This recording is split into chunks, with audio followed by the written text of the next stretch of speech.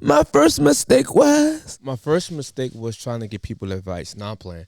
What's going on, y'all? What's going on? Welcome to another episode of Former Insight Podcast with your host, Maddox. Like, share, subscribe. I'm over here messing up. And support the YouTube channel, man. I appreciate y'all, man. I really appreciate y'all, man. But let's get into this, man.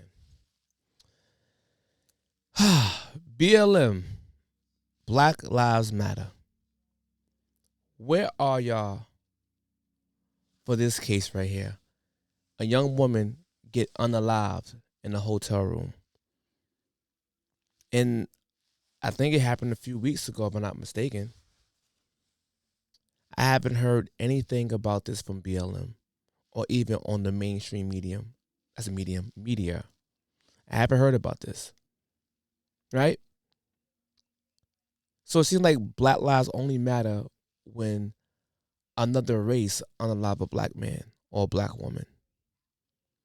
So if a white person unalive a black man or a black woman, no matter the reason, even justified or not, y'all preach Black Lives Matter. So when do Black Lives matter for black people? It's just strange to me, right?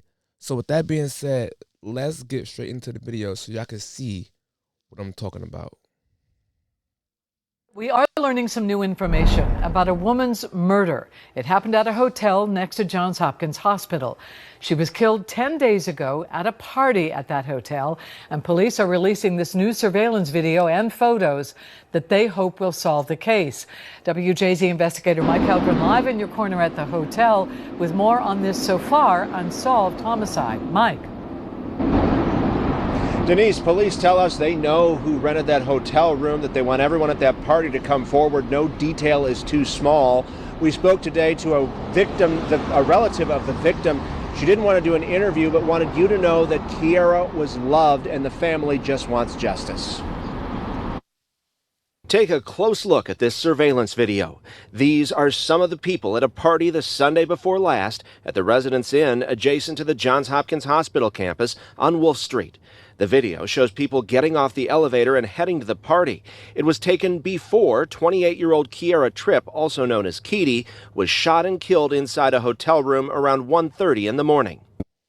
The question I have for y'all is, why isn't anyone coming forth saying what happened? Because there's a reason why I don't like to go to too much parties, I should say, or private parties like this. Like, come on, the hotel room, man. Like, a gun in the hotel. Let me shut up. We released video surveillance showing a lot of people that were there. We don't know if they are persons of interest. We don't know if they're suspects, but we know that they were in that room. Are you starting to get some more leads on this? I mean, how critical is that video? Yeah, so the investigators have not stopped working since the 17th of November. And we have got some inquiries since the video has been posted. Loved ones have posted many tributes to Kiara on social media. One relative wrote on Facebook, "When they find the people who did this to Kiara, I'll be at every, and I mean every court date to try and make sure that they never do this to another person or family. Kiara is loved and missed deeply. This has changed us in so many ways. It broke us." One guest of the hotel that night who asked to remain anonymous told WJZ police stopped him, asking if he saw anything. Also said, I need your ID and all this other stuff. So we have a situation here. Sad situation. You know, that type of environment, you expect that to happen too. You know, especially it's a secured hotel. You need a pass to get upstairs. You can't just walk up and go in an elevator. Detective Davis says you can remain anonymous. The question is what happened in the room. We don't have cameras inside the room, so that's the things that we need to figure out. We know that the victim went in the room with several guest members, and she didn't come out.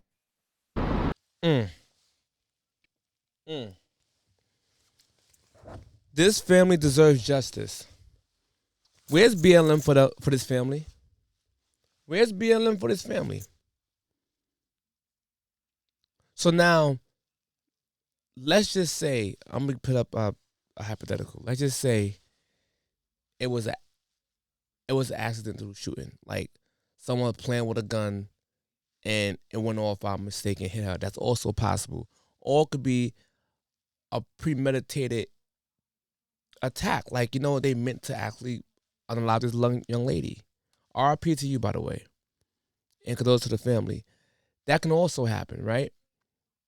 But I guarantee you, if it was a white person who unalived a black woman, premeditated or by accident, they would still make it racial. They'll make it racial. They'll forget all the context and intricacies that may have led to it. They'll make it racial. Because you know why? They can make money off it. This is one reason why I cannot respect BLM. They should be all over this case right here, trying to help the police force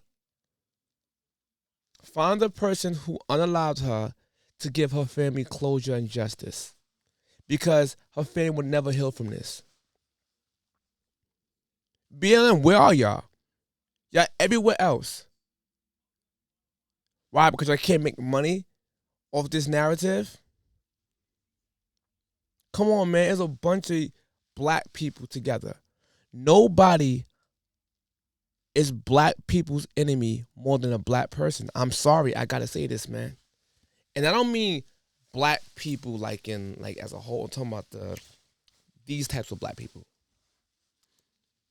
There's way more of this happening to black people being unalived by other black people than any other race combined in today's time as unaliving black people. But yet the narrative is they're unaliving us. They're choking us out. They're shooting us. But leave out the fact that we are doing it at an alarming rate. And do you wonder why the black community, or the black population, I should say, is stagnant or stuck on 13% of the population? I'm talking about the FDAs, blacks, foundational, the FBAs, I think that's foundational Black American, right? Wonder why we stuck this between the abortions and the black on black men unalive each other. We're gonna be stuck a permanent minority. But hold on. Let's see what this lady had to say about the same case. Because sometimes y'all don't want to hear it from me. So let's hear it from somebody else. Watch this video with me. 28-year-old Kiera Tripp, also known as Keedy, was shot and killed inside a hotel room around 1:30 in the morning. We released video surveillance showing a lot of people that were there. You know, I usually find it weird how black people get on social media when a white person harms our people. Y'all want to yell, scream, and march, but y'all don't behave the same way when a young girl was legit shot in a hotel room with a bunch of people, and y'all want to act like y'all don't know what happened, but y'all love y'all people though, right? I find it weird how y'all can go live in white neighborhoods, y'all can go to white environments, and y'all respect them. Y'all so scared of the police, but you don't even protect your own people. I genuinely find it weird. I genuinely find it weird how black people get on social media and say, oh, well, mind your business. Oh, you want me to mind my business, how y'all minding y'all business about this girl being shot in a hotel room, and y'all are not saying nothing about it. But you can respect non-black people more. It's mind-blowing.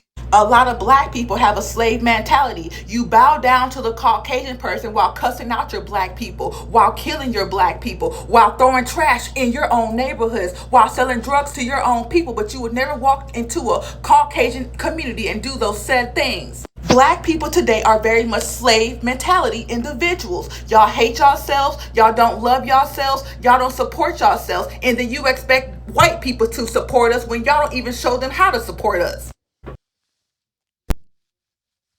She said it better than me. Well said. Well said. Her name, I think, is Clone Tatiana. Now, that could be somebody else's page that just reposted her video. But either way you put it, thank you for the lady in this person who posted this video. Thank you. Well said. Well said. Well said. Especially that mind your business part. Facts. It's what I keep saying. The no snitching culture has affected the black community like never before. It's at an all-time high. And you wonder why crimes don't get solved in the black community. This should have been an open and shut case. This person did it. Like literally, hold their friend accountable. Nah, dude, you wrong for that. But everybody that had nothing to do with the unaliving of this young lady is going to be quiet. If they tell, they're all labeled snitches. And then you wonder why in the white community, crimes get solved at a way higher rate than in the black community. And I said, it's because of racism. It ain't because of racism. It's because of culture. Their culture don't believe in or live by the no snitching culture or the creed of no snitching. Yes, my neighborhood might say, yeah, you a snitch, we don't play that. Yes, that's few. But overall in their communities, they don't live by that creed of no snitching. But overwhelmingly the black community, we live by the no snitching culture. Although you had nothing to do with anything. But when the chickens come home to roost, you want everybody to help you out to get justice for your loved ones. Until the day that we start to say, you know what, nah, holding our friends accountable, yo, you going to jail, bro. We're doing X, Y, and Z. I'm talking about like this, like reckless shootings like that.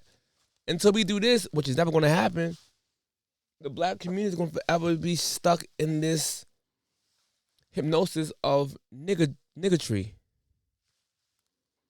RP to this young lady, man, who went to that hotel party expecting to return home to her family and her loved ones. And unfortunately, she didn't make it because of somebody unalived her, and it wasn't white. It was a black person, most likely.